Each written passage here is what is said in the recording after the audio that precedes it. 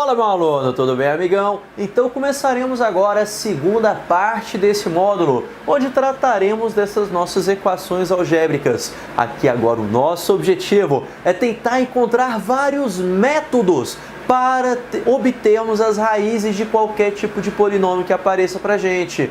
Bem, obviamente a gente vai ficar meio travado para um polinômio ou outro, mas essas técnicas que eu vou te ensinar, a gente consegue encontrar outras raízes, caso eles nos derem algumas dessas raízes que aparecem para a gente, ou então a gente consiga até mesmo encontrar todas as raízes de polinômio de quinto grau, sexto grau, quarto grau, independente do grau desse camarada. Obviamente teremos que tratar dessas situações muito específicas. Então aqui a gente vai estar tratando dessas equações polinomiais, ou seja, pegar o nosso polinômio e igualar a zero e encontrar os valores de x que zeram esse polinômio. A gente vai estar então tratando nessa situação. Agora, temos aqui o que chamamos de teorema fundamental da álgebra. Como eu já comentei com vocês, os polinômios que a gente vai estar tratando, a gente vai ter os nossos coeficientes sendo números complexos quaisquer.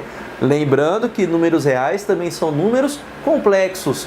Além disso, a gente vai ter a nossa variável x também sendo qualquer tipo de número complexo. E, obviamente, como resultado, o meu contradomínio, o meu y, o meu polinômio p, ele também vai poder assumir qualquer valor de número complexo. Então, vai poder aparecer izinho no x, vai poder aparecer izinho no resultado desse polinômio. E o que esse camarada está falando para a gente? Que se eu tiver um polinômio de grau n, esse polinômio vai ter o quê? N raízes complexas. Lembrando que quando eu coloco aqui raízes complexas, o que significa isso? Significa que essas raízes também podem ser números reais. Tome cuidado com isso. Lembre-se que números reais também são números complexos. Então eu quis colocar aqui de uma forma da mais abrangente possível. Então se você tem um número complexo, por exemplo, de grau 3, esse camarada vai ter 3 raízes. Se ele tem grau 5, esse camarada vai ter 5 raízes. Mas Pedrinho, isso daí eu já sabia, isso é óbvio.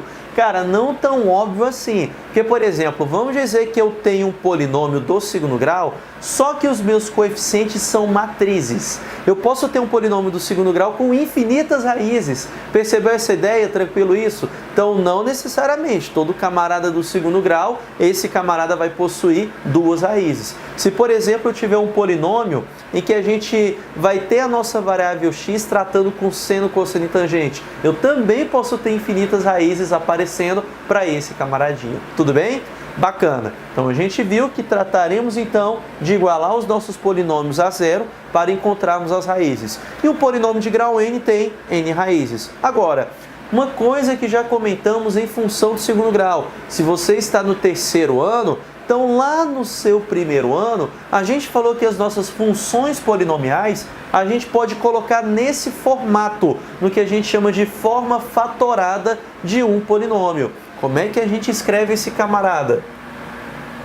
Aqui do lado de fora, a gente vai ter o nosso coeficiente dominante.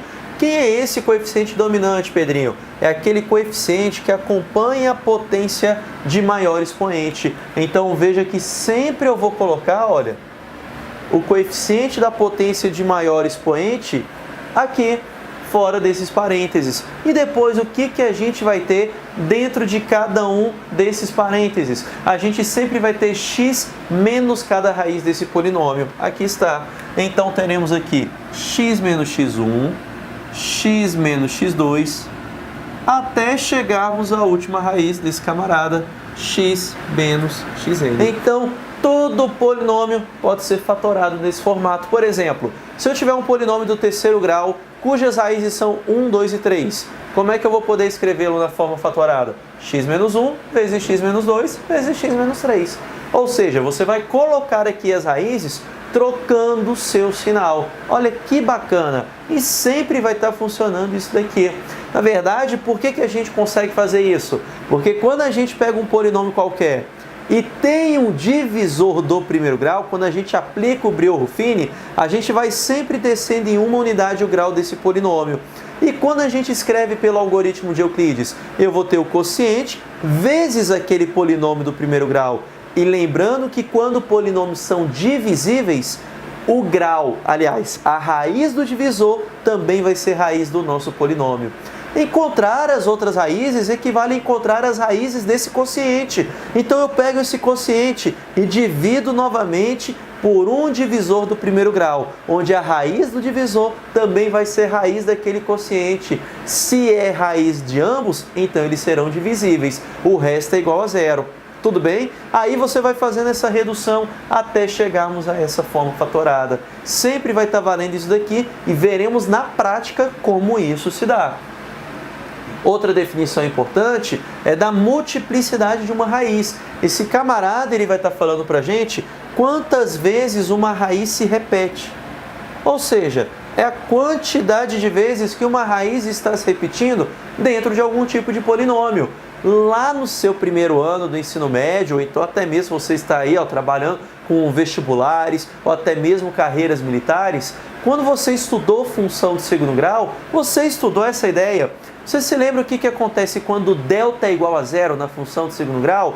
Você tem o que chamamos de raiz dupla. A raiz da minha função de segundo grau ela é contabilizada duas vezes. Então, apesar de ser o mesmo valor numérico, aquele camarada vai ser contabilizado o quê? Duas vezes. Contabilizado duas vezes significa que quando colocarmos esse camarada na forma fatorada, aquela minha raiz vai aparecer duas vezes na fatoração, que é o mesmo que elevar o quê?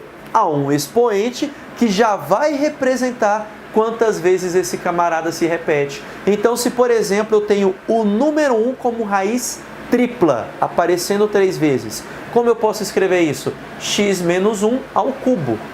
Se eu tenho o menos 2 sendo raiz dupla, então eu vou ter x menos menos 2, menos com menos mais. Eu terei x mais 2 ao quadrado. Percebeu essa ideia? Tranquilo isso? Então, veja que o expoente ele já vai afirmar para mim qual que é a quantidade de vezes que essa minha raiz está se repetindo. Ficou claro isso? Então, eu posso ter raiz dupla, que é o mesmo que multiplicidade 2, aparece duas vezes. Raiz tripla, que é o mesmo que multiplicidade 3, repete-se 3 vezes. Ou então, posso ter multiplicidade 4, multiplicidade 5 e assim vai indo. Aí ele não vai estar utilizando essas expressões para representar a quantidade de vezes. Tudo bem, amigão? Tranquilo isso? Então veja que essa parte inicial, ela só está o quê? Introduzindo para vocês essa ideia de forma fatorada, quantidade de vezes que uma raiz repete e também em relação à quantidade de raízes de qualquer polinômio onde os seus coeficientes são números complexos. A gente vai ter que o grau n também vai ter n raízes. Fechou, amigão? Tranquilo isso? E a gente vai melhorando. Veja que aqui as nossas aulas, entre aspas, vão ser um pouco mais conversadas, porque inserir aqui te bombardear de vários teoremas que vão estar aparecendo pra gente. Tranquilo, amigão? Finalizamos essa aula por aqui e eu te aguardo na nossa próxima aula. Até mais!